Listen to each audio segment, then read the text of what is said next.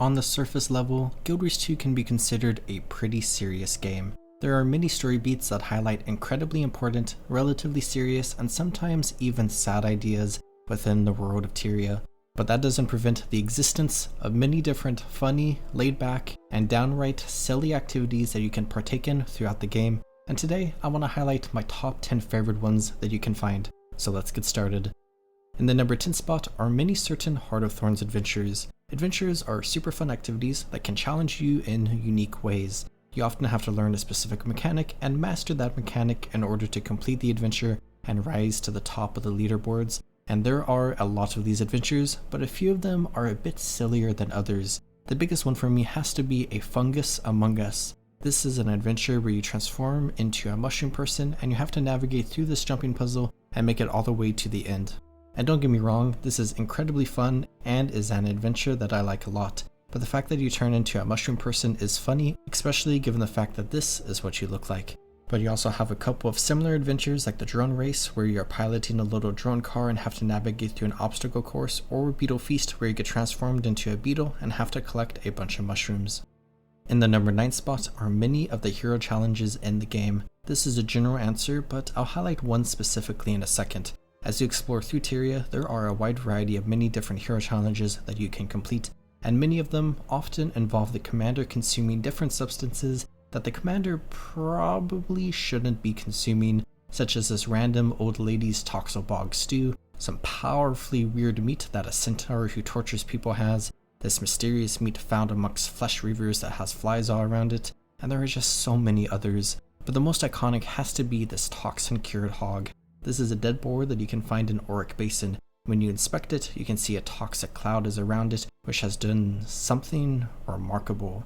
It has preserved the meat on this hog. It isn't spoiled, but you, the person who has killed Zaitan and united Tyria, is curious if it is edible. So you pick up a piece, eat it, and well, you have to basically fight to survive. Which if you do, you complete the hero challenge and get some hero points. Honestly, while these are just funny and silly little challenges, it really makes you question your commander. In the number 8 spot is Keg Brawl. This is an activity that some people probably find funny, while many others find normal, and I just find the idea in general to be a little funny. This is a large sport that takes place in Holbrack, and you can participate in it once a week. This is a team-based minigame where you have a home base, and the enemy has a home base on either side of a massive ice field, and in the middle, a bunch of barrels spawn. Now you don't ever see this in game, but presumably the barrels spin down this chute and are launched onto the ice for players to fight each other over. As you play, you are basically beating each other up in order to score as many kegs as possible for your team. The team who gets the most kegs wins. But if you pick up a keg and are running it for your team, you can use that keg as a weapon against any attackers. Essentially just beating somebody over the head with a keg of alcohol. And ultimately, this is a pretty small activity, but it just feels so random. In the number 7 spot is basically just various community traditions and interactions. The Guild Wars 2 community is very expansive and varied, and we see different fun things pop up every now and then, be it different memes, jokes, comics, posts, and whatnot that make their mark. But inside the game, we can see a variety of things. One big thing are the Boxes of Fun, which is an in-game item you can get and put down on the floor that others can interact with. With the Box of Fun, there are a bunch of fun things you can do. But my favorite has to be how you can petrify yourself, which you can combine with different animations to lock yourself in a funny pose. But you can also see things like commander parties where everyone in a map will tag up, which I don't personally enjoy, but I know a lot of other people do. And then there's just so many other things like prison parties in Radisum, dance parties everywhere, snowball fights during Winter's Day, official Choya business, and so on and so forth. And the number 6 spot is the April Fool's event, as well as the Super Adventure Festival. Every year, we have a week-long April Fool's event where you can participate in a variety of random shenanigans. There are a lot of different things, as we often see a new thing every year, and they even occasionally become permanent features in the game. But if you go to Lion's Arch during the April Fool's Festival, you can find a lot of silly things going on. My personal favorite though has to be the Super Adventure Box Festival.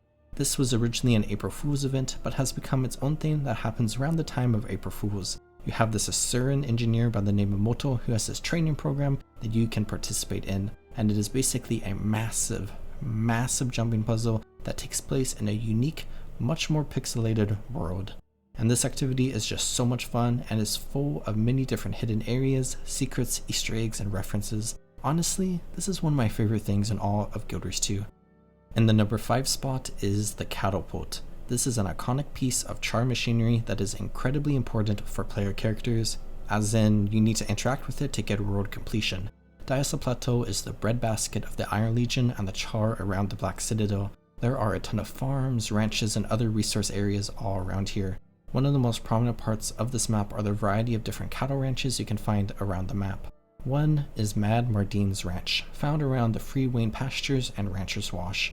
A small little ranch with a barn and a device known as the Cattlepult. A couple of events take place around here that eventually leads to Mad Mardine launching cows out of the Cattlepult, which honestly, this is kind of a horrifying thought where this crazy char is shoving cows into a launcher and then launching them across the map, but you can gamble on it, so that makes it okay. You can bet 50 silver for a chance to get 1 gold back if you guess correctly how far the cow is going to be launched. And if you want to take part in the fun yourself, you can jump right in and launch yourself up to the top of Moor Watchtower and view the vista there. In the number 4 spot is the Help Matlal task in Kessex Hills. In the Eucarian Caves, you can find this Hylic who is attempting to provide for their village. The Hylic around here are definitely struggling, and you can help them out in a variety of ways, like by killing the nearby Ettins, but should you talk to Matlal, you can become transformed into a pig.